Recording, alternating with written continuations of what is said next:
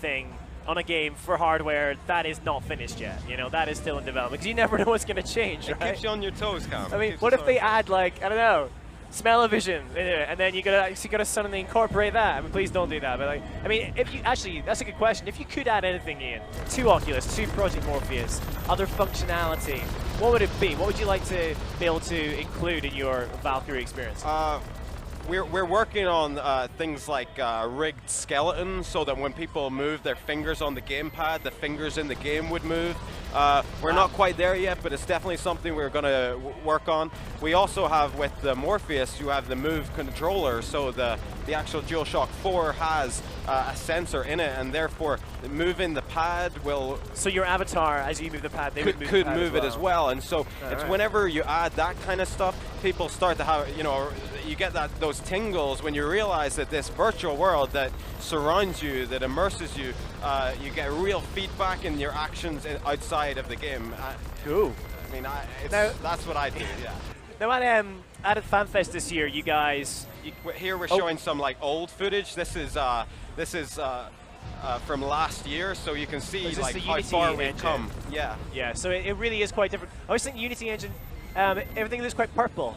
I mean, it still looks gorgeous, but it's... Well, we created this in a month.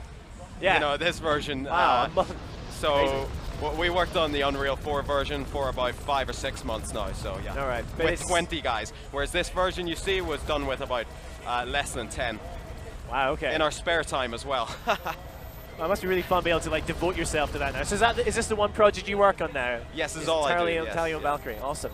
Now at FanFest, you guys had a few announcements. You know, you mentioned that Katie Sackhoff is the voice. You know, Starbucks. She is Raun. Raun is the leader of the Valkyrie. Yeah. You know, we're developing this lore for the Valkyrie universe. Valkyrie, you know, resides sort of inside the lore of the EVE universe, but isn't connected to Tranquility, the EVE Online cluster.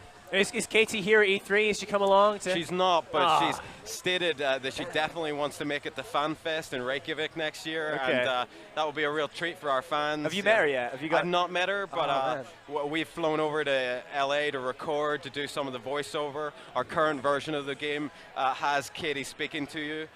You've tried actually I love how at the beginning of that gameplay, it's very deliberate. She's like, listen to my voice. Yeah. And you're just like hinting like, you must recognize my voice. You must have watched Battlestar. When Katie speaks, you listen. Yeah, exactly.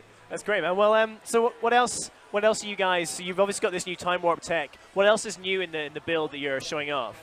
Is it the same mission as this build is before? very closely related to the build that we showed at FanFest, which was only weeks ago.